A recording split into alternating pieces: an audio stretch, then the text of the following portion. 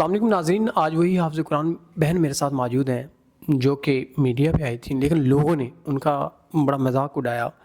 ہمیں چاہیے تھا کہ ہم ایک حافظ قرآن جو ہے ان کی قدر کریں، ان سے ادب سے پیش آئیں، اسلامی طریقہ کار سے ان سے پیش آئیں، لیکن ہمارے معاشرے میں کچھ ایسے واہیات قسم کے لوگ موجود ہیں جو ہمارے معاشرے کے لیے ناسور ہیں۔ ان لوگوں نے ان کو تنگ کیا، ان کو غلط میسیجز، غلط تصاویر اور غلط ڈیمانڈ کی۔ آئیے ان سے جان لیتے ہیں۔ السلام علیکم۔ وعلیکم السلام۔ اچھا بہن، آپ مجھے بتائیں کیا مسئلے مسائل ہوئے جن کی وجہ سے آپ پریشان دوبارہ میرے آفس آئیں؟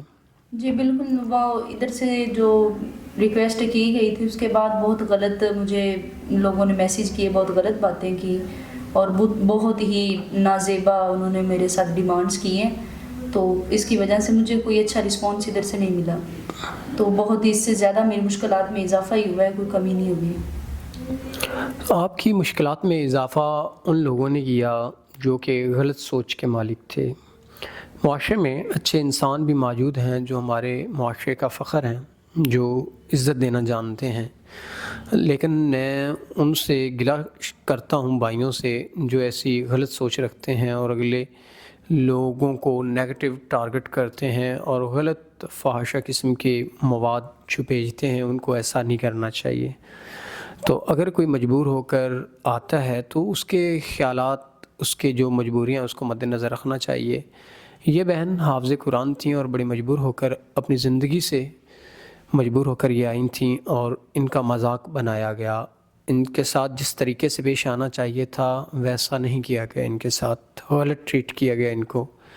تو اگر کوئی اب اچھا انسان، ظاہر سی بات ہے اچھے اور برے انسان دنیا میں موجود ہیں، تو اگر کوئی اچھا انسان جو ایسے فحاشہ قسم کا مواد یا اچھی سوچ کا مالک ہو، مطلب یہ جو آپ سے نکاح کا خواہش مند ہو، تو آپ کا کیا خیال ہے؟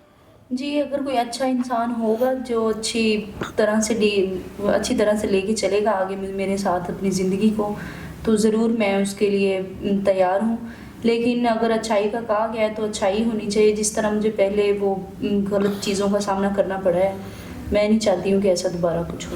ناظرین، ہمیں رسپیکٹ کرنی چاہیے، اور یہ جو شکوہ اس بہن کا ہے یہ ہمارے لیے باعث شرمندگی ہے، کیونکہ کچھ ایسے لوگوں کی وجہ سے اس بہن نے یہ شکوہ کیا۔ اگر اچھے انسانوں نے انہیں اچھے طریقے سے ٹریٹ کیا ہوتا تو شاید میرے خیال میں یہ شکوہ نہ سننے کو ملتا۔ امید کرتے ہیں کہ آپ دوبارہ ایسا کوئی شکوہ نہیں سننے کو ملے گا اور آپ ان سے نکاح کا ہی پیغام بھیجیں گے۔ اس کے ساتھ اپنے میزبان نواب احمد کو دیں اجازت۔ خدا حافظ۔